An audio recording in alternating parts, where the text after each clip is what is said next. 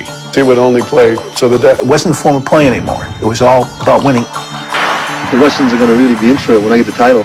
If you can't have all-out nuclear war, you couldn't have the World Chess Championship.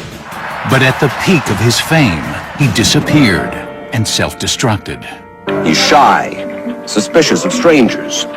You don't understand, Harry. These Russians are against me. He's said to have taken out all his gold teeth because it was a way for the Soviets to send X-ray to attack him. He resurfaced 20 years later and turned his back on his country. Well, this is all wonderful news. It's time for the U.S. to get their heads kicked in. Now, an American hero lives as a fugitive. The most famous and the most inexplicable recluse ever. I want to know why. What drove Bobby Fischer into madness? He was very close to his mother. He felt abandoned by his father. He has a paranoid delusion. He had psychopathic tendencies. I don't think he's mentally ill. He's just become rotten. Basically, people think that there's something wrong with the man. I don't think there's going to be any reclamation. This is Bobby Fischer, Anything to Win.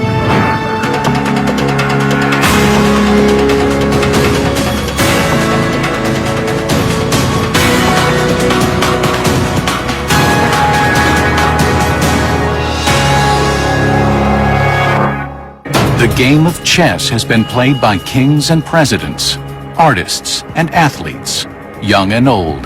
But professional chess never garnered much attention until Bobby Fischer. Fischer really piqued the national imagination. He was charismatic, tall, handsome, somewhat mysterious. He was very interesting. He was offbeat. He was unique.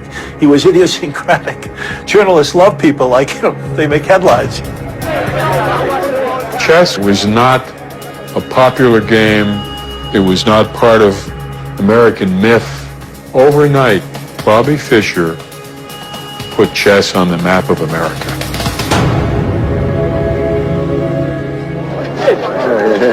Right on, thank you. Okay. How did a high school dropout become a cultural touchstone, carrying the weight of a nation? And what price did he pay to get there? He said, I wanted to become world champion. I've achieved it. Now I don't know what to do. And I think that is the crux of what happened afterwards. If you put all your time and all your efforts to become a master in a thing like, or art like chess, you sacrifice. And the question is, what is it that you sacrifice? The next question is, of course, is it worth it?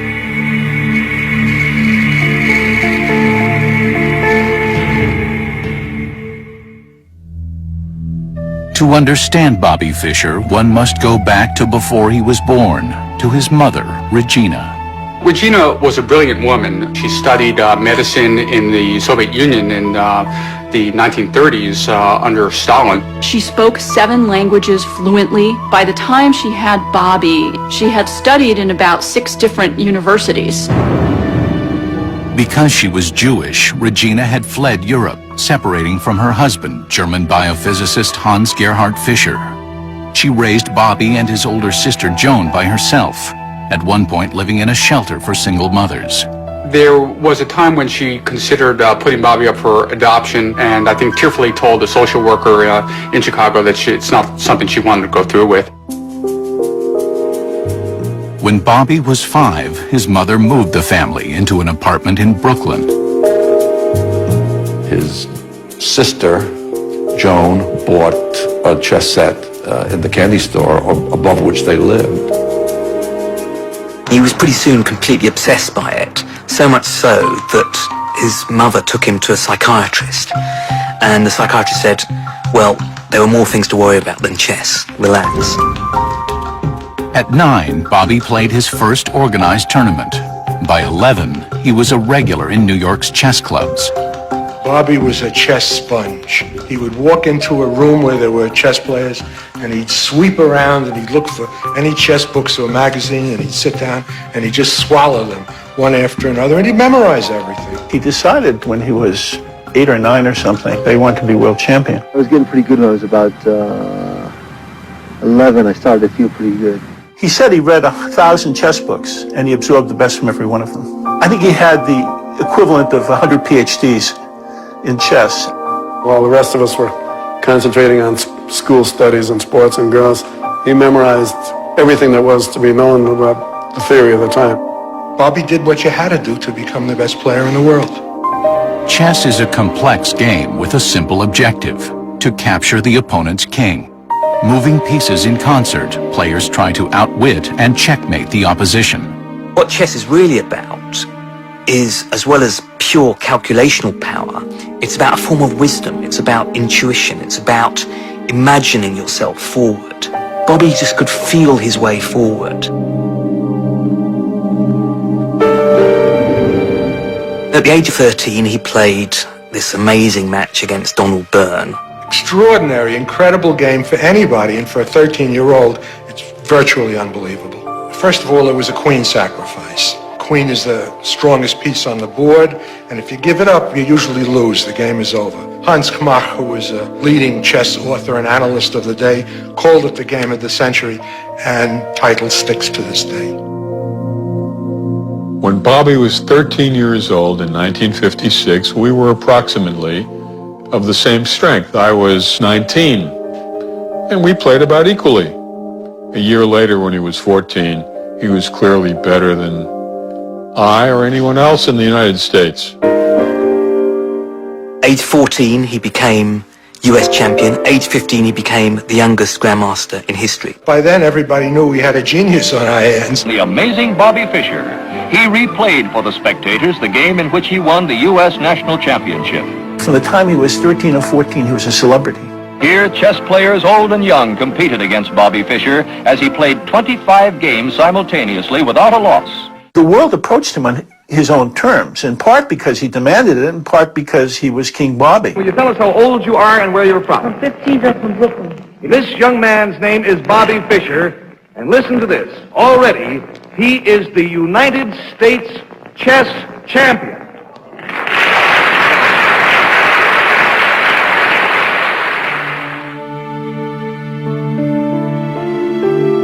To his mother, Bobby's gift represented an opportunity. She really tried to manipulate, in many ways, his career and tried to find ways to promote him. She called me up one time and said, I want Bobby to go on this certain TV station. I don't want to tell him because if I tell him, he won't do it. So I want you to tell him. One of my jobs was to raise funds for players to play overseas. And she was always in my office trying to get this money. And Bobby was embarrassed by all of this. Bobby had no relationship with the man listed on his birth certificate as his father, Hans Gerhard Fischer. Occasionally I would mention something to Bobby about your father or something, and he would say, I didn't know my father. He left when I was 2. Or at least one occasion he cried when fathers was mentioned at a toast at a banquet. And I read somewhere else that if you mentioned his father, he wasn't the same for the rest of the day. What about your father? No, I don't see him. Are they living together? No, her.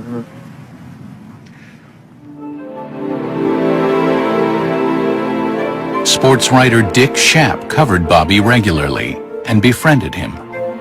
My father, Dick Schaap, knew that Bobby didn't have really a father figure in his life, and I think my father filled that function, taking him to sporting events, trying to socialize him to a certain degree in a world outside of chess. But Bobby showed little interest in anything outside of the 64 squares. Although his IQ was estimated at 187, that's high genius level, it didn't translate into school success. Bobby dropped out of Erasmus High School after the 10th grade. He had made a decision to become the greatest chess player in the world. Everything else was a distraction. Here he was, a high school dropout, suddenly thrown in among highly educated people, rich people, sophisticated people, and he felt himself always at a disadvantage, and that was always a tremendous impact on all of his behavior. He, from a very early age, could sense that people were attaching their own fortunes to his. And that's naturally going to produce paranoia even in someone who is normal, and in someone who is predisposed to paranoia or schizophrenia, it's obviously going to have disastrous effects. He's not an easy person to be with. Whatever he wanted to do, he wanted to do it. He didn't care about you. He sounded crazier and crazier. I told him he ought to go see a psychiatrist. He was in bad shape.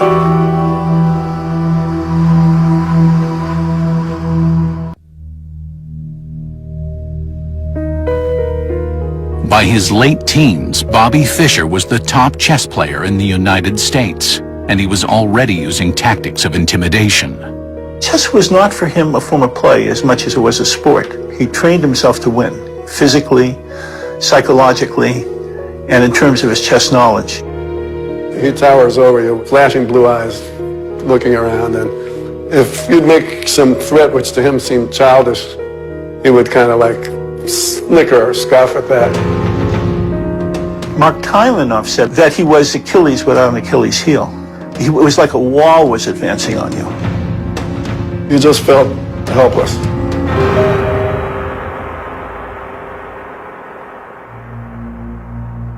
But Bobby's success came at a price. As his chess skills improved, his social skills deteriorated. He didn't have many friends. His life became chess. Chess became his life. If you were in conversation with him over dinner, you would glance round to find that he'd taken out his pocket set and was playing. Chess and me, it's hard to take them apart, Just like my alter ego,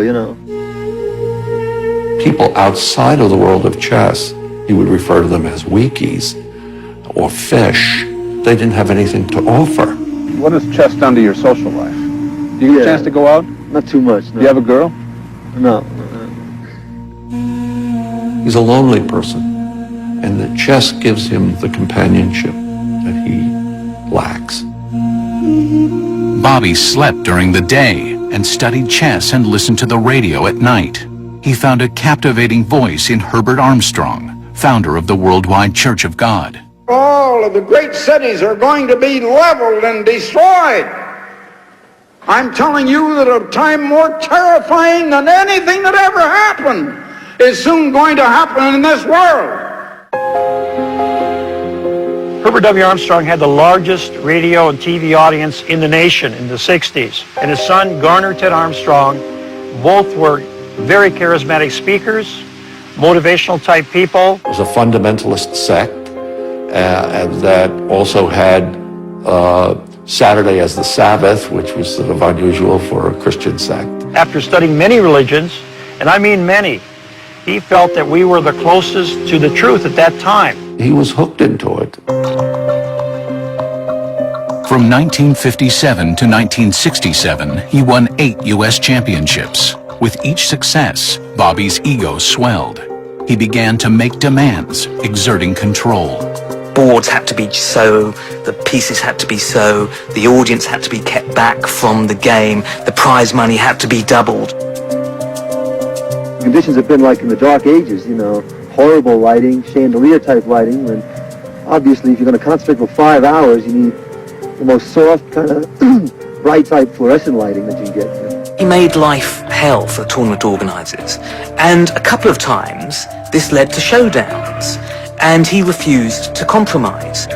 In '67, despite leading the World Championship qualifying tournament, Fischer walked out midway after a series of arguments with tournament officials.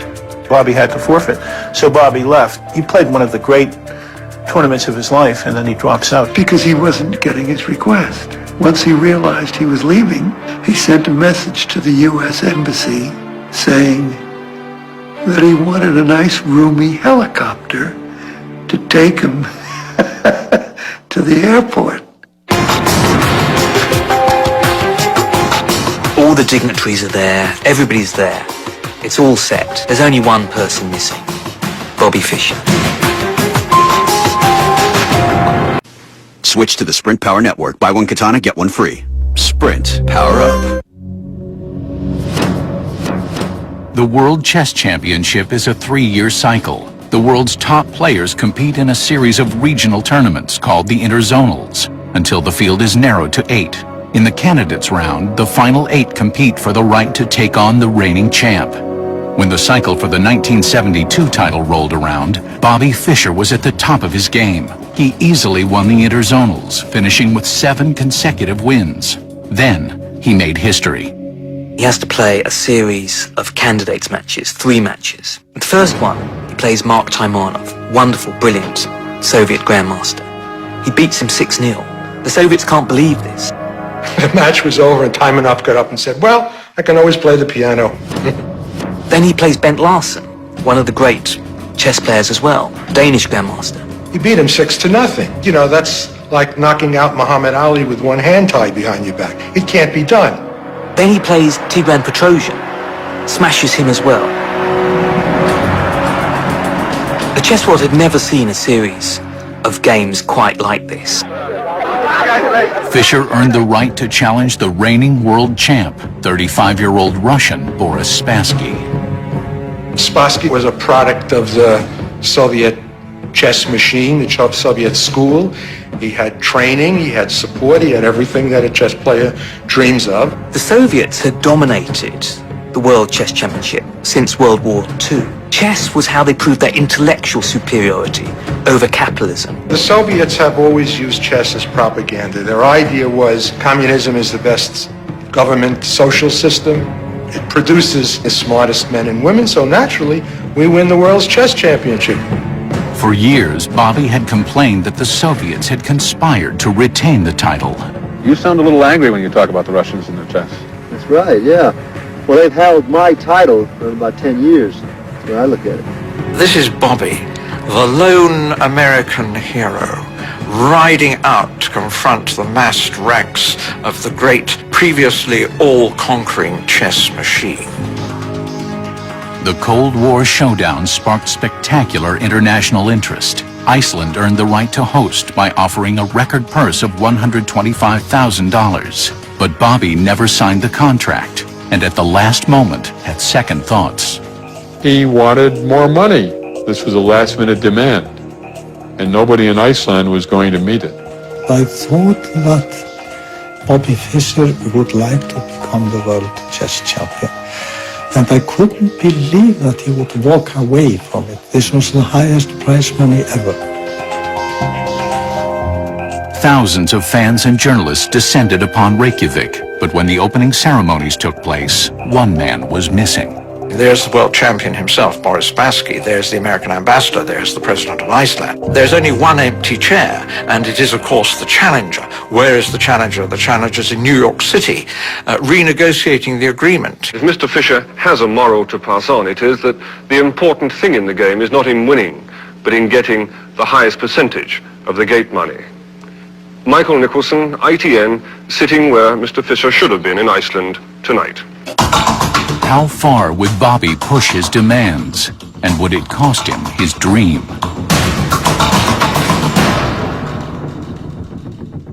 Crunchlets in every bite. Crunchlets? I have crunchlets? Keeps them full, keeps them focused. The 1972 World Chess Championship began without the challenger. The championship was in peril. Then a wealthy British chess fan called Bobby out. He offers to double the prize money there and then, and he issues a challenge. Come on, chicken, if it's about prize money, come out and play. Bobby was nearly persuaded. A phone call from the U.S. government sealed the deal. Kissinger said to him something like that, we want you to go to Iceland to win the Russians, the Soviet Union. And they told me that he was like a young warrior going to war.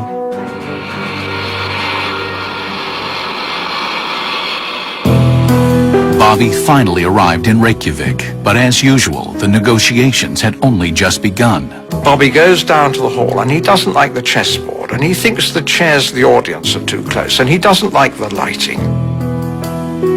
There isn't anything that Bobby likes, and he demands that each and every one of those things is changed. We had to remove several of the first rows, take the audience further back into the hall. The conditions were met, and on July 11th, 1972, the match began.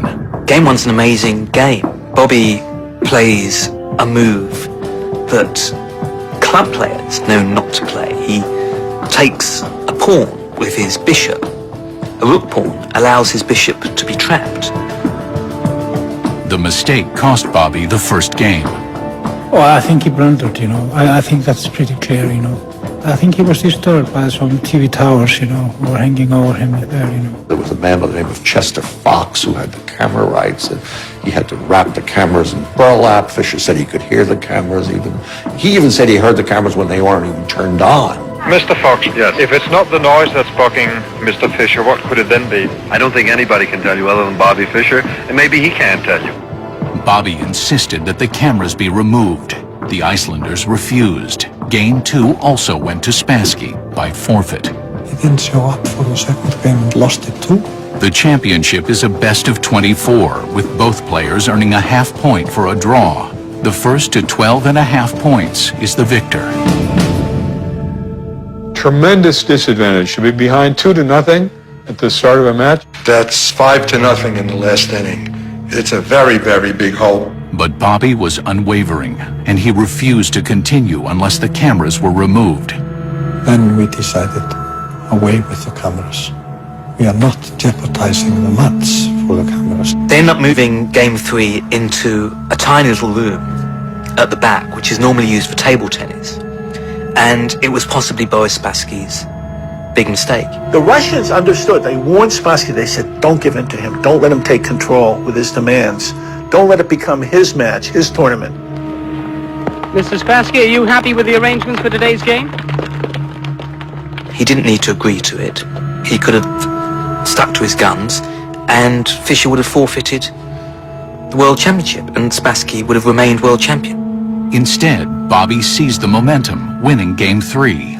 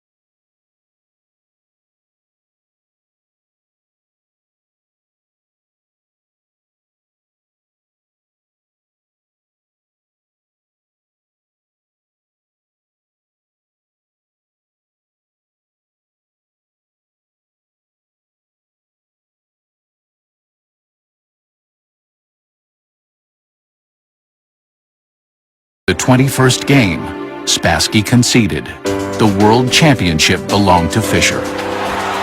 What does it feel like after 20 years to suddenly become the world champion? Feels pretty good. I can't say I was actually crying, but I was misting up.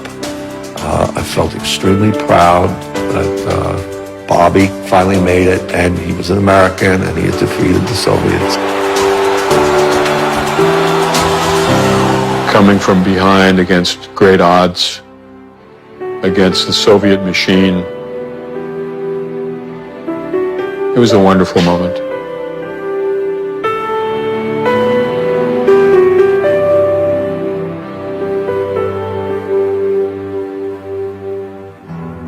Next up, Fischer stuns the chess world. Fischer just disappeared. No speeches, no giving autographs, and it was to foreshadow what he was going to do for the rest of his life. He stopped playing. He disappeared. That's all the way! Something smells good.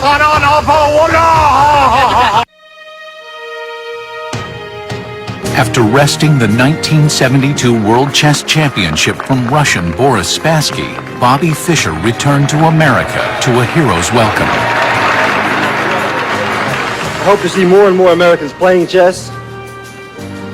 Chess is a great game. A game and a sport for the mind.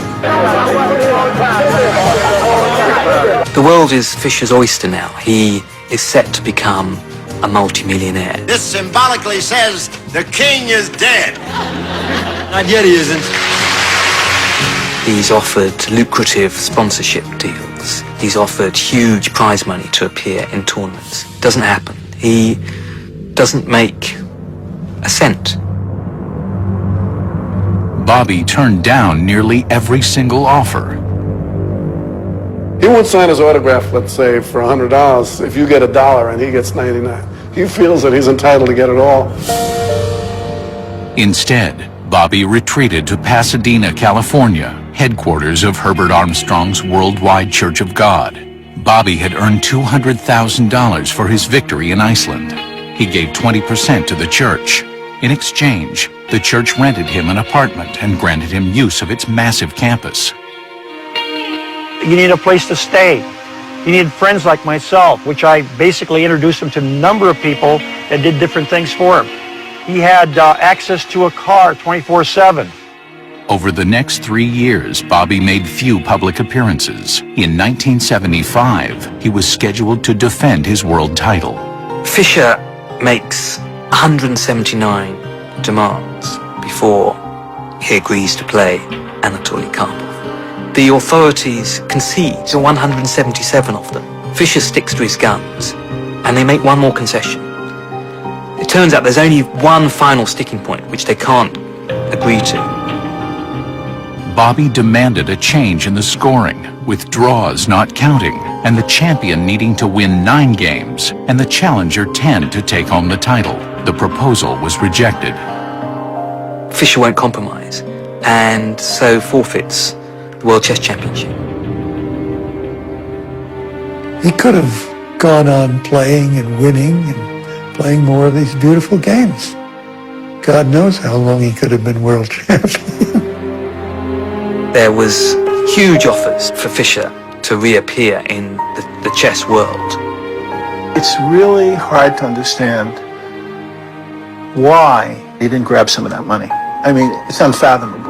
He had the sense almost of divinity, and that no one could tell him what to do. And if he wanted $500,000 to play in a match or $1 million or $2 million, that's what he wanted. And if you weren't willing to pay the piper, he wasn't going to play. He could have lived any fantasy that a man ever had. In the late 70s, the Worldwide Church of God was splintered by leadership scandals. Over time, the church became aligned with more traditional Christian doctrines, but Bobby was long gone.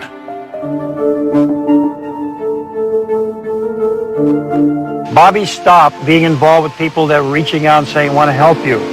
Stopped taking care of himself, added weight. Essentially, he began the process of isolating himself and retreating into his own world and his own mind and whatever was going on inside of that. One of his opponents said that he wandered around with a suitcase full of Chinese pills because they were going to be antidotes for any poisoning attempt that the Soviets made on him. His paranoia, that everybody was after him. And then there's a famous surreal incident in 1981 where he is picked up and mistaken for a bank robber and writes a pamphlet, I was tortured in a Pasadena jailhouse. And it contains various bizarre allegations. He signed it, of course, Robert J. Fischer, World Chess Champion. After, of course, the title had passed on. The title he felt he had always had, he never relinquished in his mind. As Bobby disappeared into seclusion, his whereabouts and his actions became a mystery. There were always rumors of him going to bookstores in Los Angeles looking for neo-Nazi books, breaking off relationships with people because they were Jewish. Year after year, Bobby rejected offers to return to the chess world. Then, a teenage girl changed the course of history. A wonderful young woman from Hungary wrote him this terrific letter, beautiful writing, 16 years old. And she said, "What are you doing not playing chess? You're the Mozart of the era. You're the Einstein. You're the greatest champion that's ever lived. Why are you not playing anymore?" The girl, Zita Rashanyi, became Bobby's pen pal. When a Yugoslavian sponsor put up a $5 million purse to lure Bobby out of retirement, Zita convinced him to accept. But not everyone liked what they saw. He really looked angry at the world all of the time. That's my answer.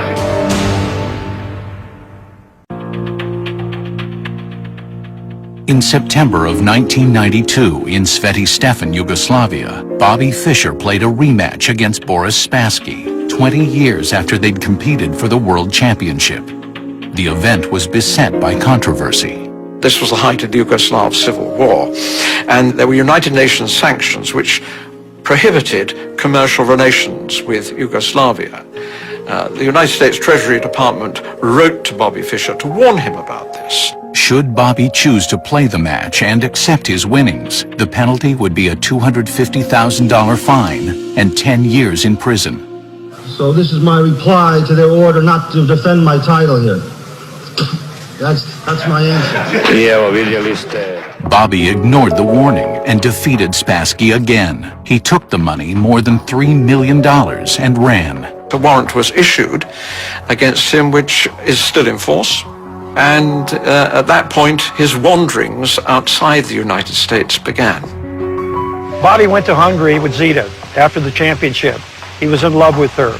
He wanted very much to make it. She took off with another guy. Painful. This was possibly his only true love. Over the next 12 years, Bobby bounced around Europe and Asia. Stuck overseas, he missed the 1997 funeral of his mother, Regina. The early 1990s, according to one chess grandmaster who knows them both, they were talking almost every day. Ultimately, he was very close to his mother, and it must have been a great tragedy for him that he couldn't spend those last years with her, that he was a fugitive. He first now comes back into the public imagination with these wild anti-American, anti-Semitic rants that he gives on Philippine radio. Well, this is all wonderful news. It's time for the U.S. to get their heads kicked in. It's time to finish off the U.S. once and for all. If they F to President Bush, I say, F the United States.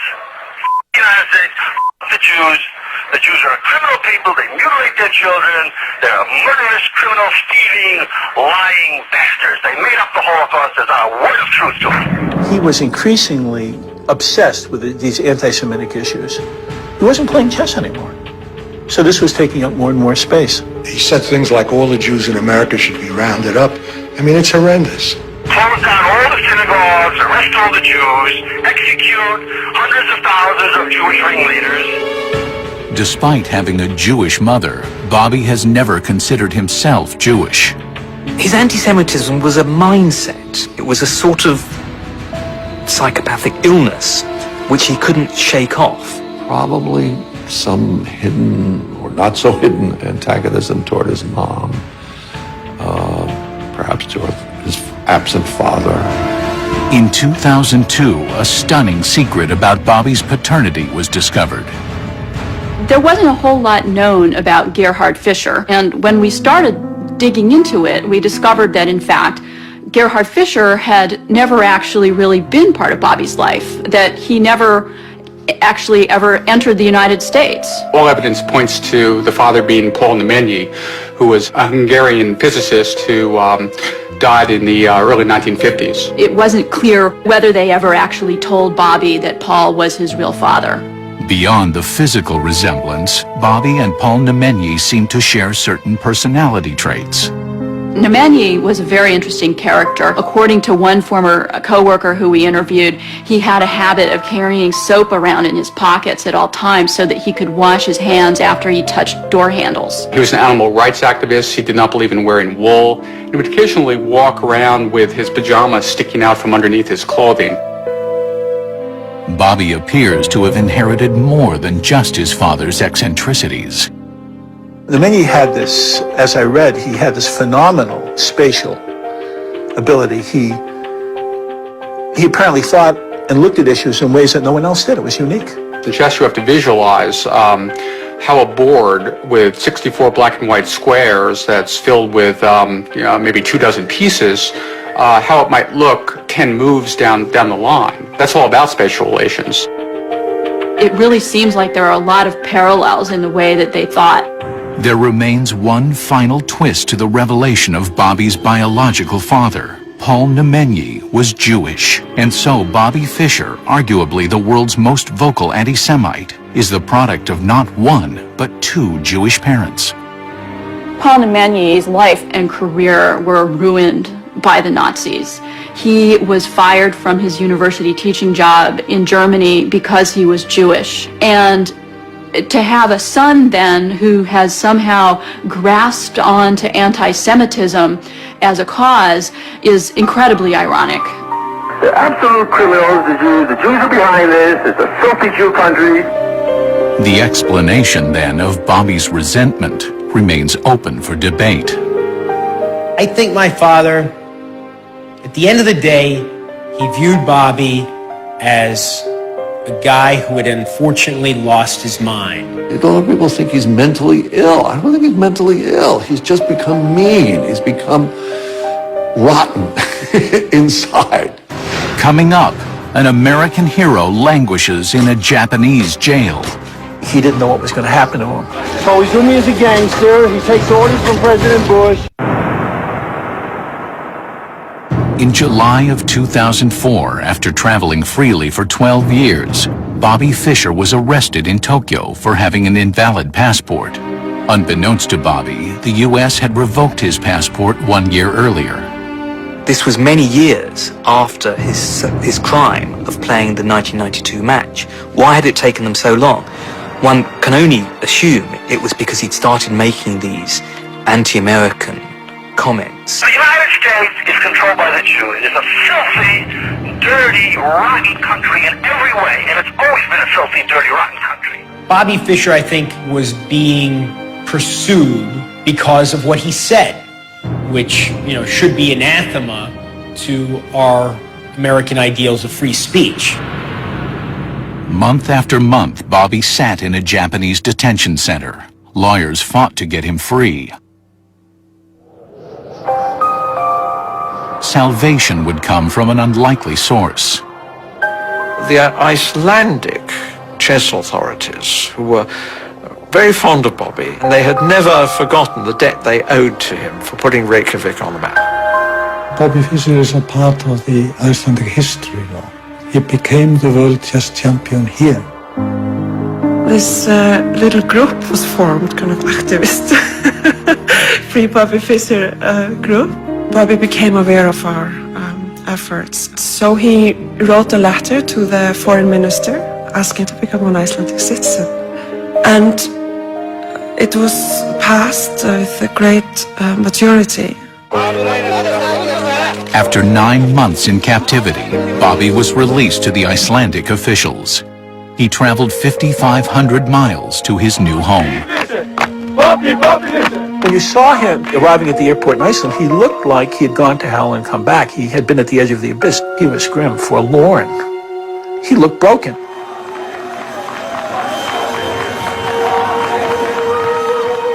Just days after arriving, Bobby held a press conference.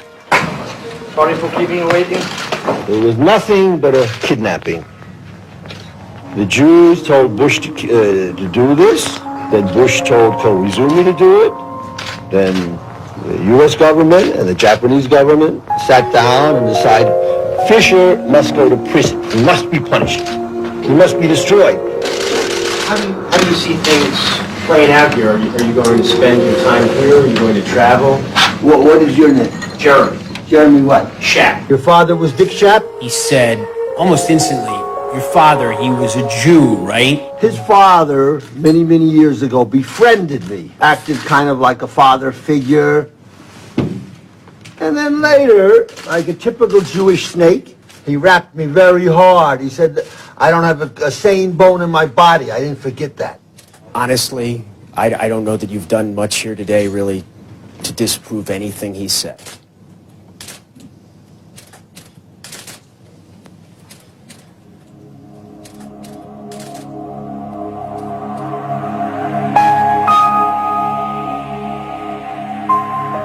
People here are not happy, but well, why are we inviting this, raging anti-Semite to come to our country? But since his arrival, Bobby has kept a low profile, doing his best to blend into the Icelandic landscape. He's very quiet, he's content with himself. He has not made any problems at all here in Iceland, People are leaving him alone, really, and the media is leaving him alone, and I think that's great. I think that's the way it should be.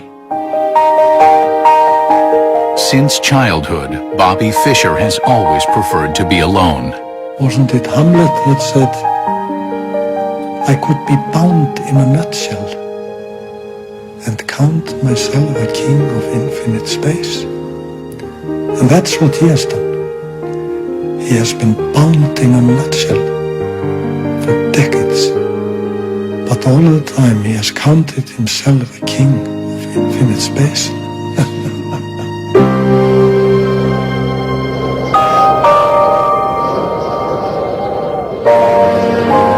And so, Bobby Fischer, conquering American hero, lives in exile in a modest apartment on a remote island just below the Arctic Circle, alone. When I think about him, I feel very sad indeed. Look what he did to himself. Every game that wasn't played is a tremendous loss in a sense, because it was wonderful to watch him play.